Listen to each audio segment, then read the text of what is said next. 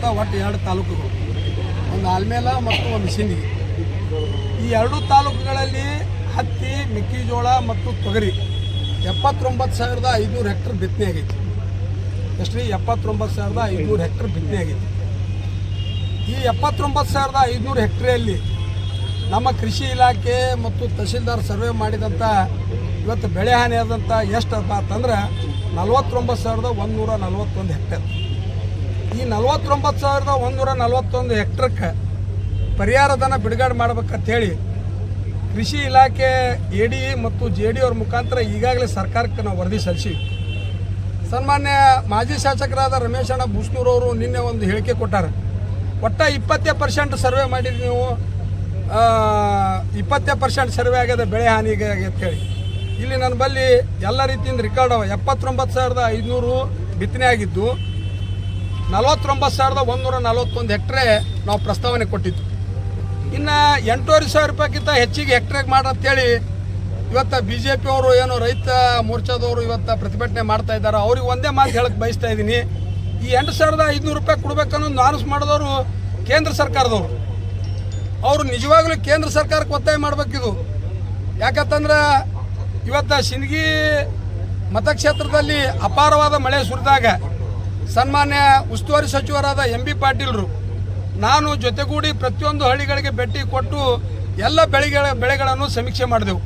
ಸಮೀಕ್ಷೆ ಮಾಡಿದ ನಂತರ ನಾನು ಮತ್ತು ಸನ್ಮಾನ್ಯ MB ಪಾಟೀಲ್ರು ಮುಖ್ಯಮಂತ್ರಿಗಳ ಜೊತೆ ದೂರವಾಣಿ ಮುಖಾಂತರ ಮಾತನಾಡಿದಾಗ ಅವರು ವೈಮಾನಿಕ ಸಮೀಕ್ಷೆ ಮಾಡಿದ್ರು. ಮರುದಿವಸ ವೈಮಾನಿಕ ಸಮೀಕ್ಷೆ ಮಾಡಿದ್ರು. 29ಕ್ಕೆ MB ಪಾಟೀಲ್ ಸಾಹೇಬರು ಬಂದಿದ್ದರು. 30ನೇ ತಾರೀಕಿಗೆ ವೈಮಾನಿಕ ಸಮೀಕ್ಷೆ ಮಾಡಿದ್ರು ಸನ್ಮಾನ್ಯ ಮುಖ್ಯಮಂತ್ರಿಗಳು. ವೈಮಾನಿಕ ಸಮೀಕ್ಷೆ ಆದ ನಂತರ ಕಲಬುರಗಿ DC ಕಚೇರಿಯಲ್ಲಿ ಸಭೆಯನ್ನು ಮಾಡಿ ಬಿಜಾಪುರ, ಯಾದಗಿರಿ, ಬಾಗಲಕೋಟ್, ಕಲಬುರಗಿ, ಬೀದರ್ ಈ ಎಲ್ಲ ಜಿಲ್ಲೆಗಳ DC ಮತ್ತು ಜನಪ್ರತಿನಿಧಿಗಳ ಇವತ್ತು ಸಭೆ ಮಾಡಿ ಅವತ್ತೇ ಘೋಷಣೆ ಮಾಡಿಬಿಟ್ರು. ಒಣ ಬೇಸಾಯಕ್ಕೆ 8,500, ನೀರಾವರಿಗೆ 17,500, ವಾರ್ಷಿಕ ಬೆಳೆಗೆ 22,500 ಘೋಷಣೆ ಮಾಡಿದ್ರು. ಘೋಷಣೆ ಮಾಡಿದ್ರೆ ಇದನ್ನು ಕೇವಲ 2 ದಿವಸಗಳ ಹಿಂದೆ ಸನ್ಮಾನ್ಯ ಕಂದಾಯ ಸಚಿವರಾದ ಕೃಷ್ಣ ಬೈರೇಗೌಡರು ಈಗಾಗಲೇ ಇವತ್ತು ಆರ್ಥಿಕ ಇಲಾಖೆಯಿಂದ 2,000 ಕೋಟಿ ರೂಪಾಯಿ ರಿಲೀಸ್ ಆಗ್ಯದ. ಇನ್ನು ಕೇವಲ 8 ದಿವಸಗಳಲ್ಲಿ ಇವತ್ತು ಕರ್ನಾಟಕ ಸರ್ಕಾರದ ಏನು ಪಾಲ ಐತಿ ಆ ಪಾಲ ಪ್ರತಿಯೊಬ್ಬ ರೈತರ ಇವತ್ತು ಅಕೌಂಟಿಗೆ ಹಾಕ್ತೀವಿ ಅಂತೇಳಿ ಈಗಾಗಲೇ ಘೋಷಣೆ ಮಾಡ್ಯಾರ. ನಾವೊಂದು ಈ ಮಾತು ಈ ಸಂದರ್ಭದಲ್ಲಿ ಹೇಳಕ್ಕೆ ಬಯಸ್ತಾ ಇದ್ದೀನಿ. ಇವತ್ತು ಅವರು ಧರಣಿ ಕೂತಾರ, ಅವ್ರ ಬೇಡಿಕೆಗಳವ, ನಾವು ಒಪ್ಕೋತೀನಿ. ವಿರೋಧ ಪಕ್ಷ ಐತಿ, ಅವ್ರು ಮಾಡೋದು ಅವ್ರ ಕರ್ತವ್ಯ ಅದ, ಅವ್ರು ಮಾಡಲಿ. ಆದ್ರೆ ಈ ಮಾಧ್ಯಮದವ್ರ ಮುಖಾಂತರ ಅವ್ರಿಗೆ ನಾವೊಂದು ಮನವಿ ಮಾಡ್ಕೋತೀನಿ.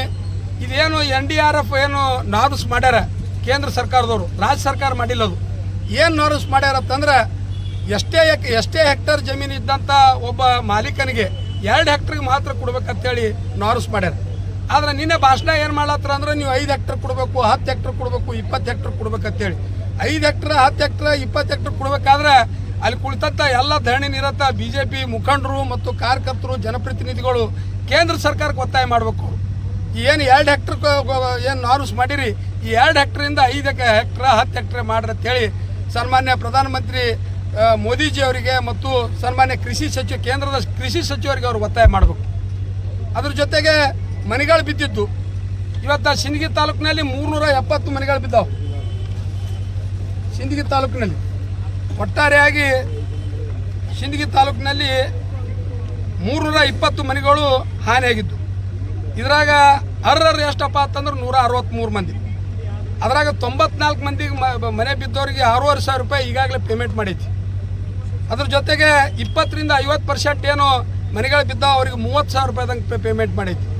ಈ ನಾರ್ಮ್ಸ್ ಸುದಕ್ಕೆ 6,500 ರೂಪಾಯಿ ಕೊಡಬೇಕು, 30,000 ರೂಪಾಯಿ ಕೊಡಬೇಕು, 1,25,000 ರೂಪಾಯಿ ಕೊಡಬೇಕು ಅನ್ನೋ ನಾರ್ಮ್ಸ್ ಮಾಡಿದವ್ರು ಯಾರಪ್ಪ ಅಂತಂದ್ರೆ ರಾಜ್ಯ ಸರ್ಕಾರ ಅಲ್ಲ, ಇದನ್ನೂ ಸಹಿತ ಕೇಂದ್ರ ಸರ್ಕಾರದವರೇ ಮಾಡಿದವರು. ಇವತ್ತು ಕರ್ನಾಟಕ ರಾಜ್ಯ ಸರ್ಕಾರದಲ್ಲಿ ದುಡ್ಡಿಲ್ಲ, ಇವ್ರು ಹೆಂಗೆ ಪರಿಹಾರ ಕೊಡ್ತಾರ ಸನ್ಮಾನ್ಯ ರಮೇಶ್ ಜಿಗಜಿಣಗಿ ಅವರು ನಿನ್ನೆ ಮಾತಾಡಿದ್ರು. ಜಿಗಜಿಣಿ ಸಾಹೇಬರಿಗೆ ನಿಮ್ಮೆಲ್ಲರ ಮುಖಾಂತರ ಒಂದು ಮನವಿ ಮಾಡ್ಕೋತೀನಿ. ನಮಗೆ ಕಳೆದ ವರ್ಷದ GST 53,800 ಕೋಟಿ ರೂಪಾಯಿ GST ಕೊಡ್ಬೇಕು ಕೇಂದ್ರ ಸರ್ಕಾರದವರು. ರಾಜ್ಯದ ಅಭಿವೃದ್ಧಿ ಕುಂಠಿತಗೊಳ್ಳಕ್ಕೆ GST ಕಾರಣ. ಯಾಕಂತಂದ್ರೆ ಇಡೀ ರಾಜ್ಯದ ನಮ್ಮ ಜನರು GST ನೇರವಾಗಿ ಕೇಂದ್ರ ಸರ್ಕಾರಕ್ಕೆ ತುಂಬ್ತಾರೆ. ಕೇಂದ್ರ ಸರ್ಕಾರದಿಂದ ಒಂದು 100 ರೂಪಾಯಿ ನಾವು GST ತುಂಬಿದೆವು ಅಂದ್ರೆ 14 ರೂಪಾಯಿ ನಾವು ವಾಪಸ್ ಬರಬೇಕು. ಇವತ್ತು 53,800 ಕೋಟಿ ರೂಪಾಯಿ ನಮಗೇನು GST ಕೊಡೋದದ, ನಮ್ಮ ಸರ್ಕಾರ ಬಂದು 2.5 ವರ್ಷದ ನಂತರ ಸಾಕಷ್ಟು ಹೋರಾಟ ಮಾಡ್ಯಾರ ನಮ್ಮ ಸನ್ಮಾನ್ಯ ಮುಖ್ಯಮಂತ್ರಿಗಳು, ಉಪಮುಖ್ಯಮಂತ್ರಿಗಳು, ಸನ್ಮಾನ್ಯ ಪ್ರಧಾನಮಂತ್ರಿಗಳಿಗೆ